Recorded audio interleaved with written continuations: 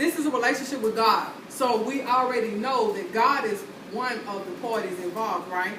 So then the other party is us, right? Well, in order for us to have a relationship, we got to know something about the other party, right? Yeah. So we got to know God. We got to know who He is. When you begin to, you have a friendship, you know, you meet somebody for the first time, or you are going to a courtship.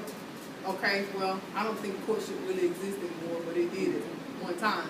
But when you go into a courtship, the whole purpose of the courtship is to get to know one another, right?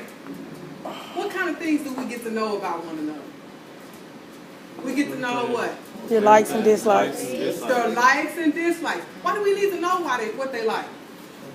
So you put a smile on their face.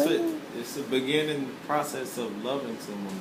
Loving, okay? The beginning process of loving. Because you can't love somebody you don't know, can you? It's true. Okay, so you have to know their likes. Why do you need to know their dislikes? What you know not to do. Oh, you know not to do it because they don't like it. Okay, right. So they don't like it. So that's their dislikes. So in a relationship, we got to know God. Come on. God is the other party, so we got to know Him. We got to know who He is. Yes. Okay? And we got to really get to know what He likes And what he did. and what He doesn't like. Yes. Okay? Well, we know He don't like sin, right? That's been beat into our heads, and you don't like sin. You're sin. You're going to hell. You don't like it, right? So we know He don't like sin, but do we really know what He like? No, we really don't know what He like, because we really don't know Him. Okay. Well, how do we get to know Him? Book, read His book, take time, read the Word. Take time, read the Word, right? Worship. You worship. How do you get to know your partner? Do you just assume? You spend time with him. Well, how you spend time with him? Pray. You pray, and when you're praying, what are you doing? Worship. You're talking to him, right? What kind of things do you ask your partner? What do you like to do? Right? What is your favorite color? Right? You know, because you're trying to get to know this person. So you got to get to know God. So just in case we don't know God, I'm going to go ahead and give us some pointers, okay? God is Lord of all creation. Now, we knew that. In the beginning, God created heaven and earth, right? That's Genesis 1:1. Well, He created everything. Everything, okay? We got to wrap our minds around that He is the Lord of all creation, okay? That means He's in charge of everything, okay?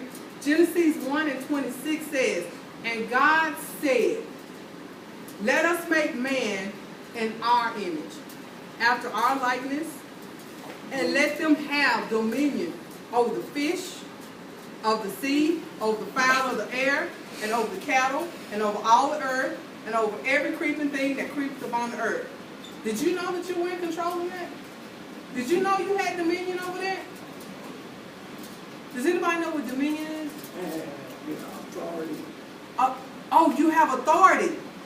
So you have authority over everything, right? No. God created it, but He gave man dominion over it. Wasn't that nice of Him to give us authority over the earth? Yeah. Okay. So God gave man dominion over the earth. Genesis 1:28 says, and God blessed them.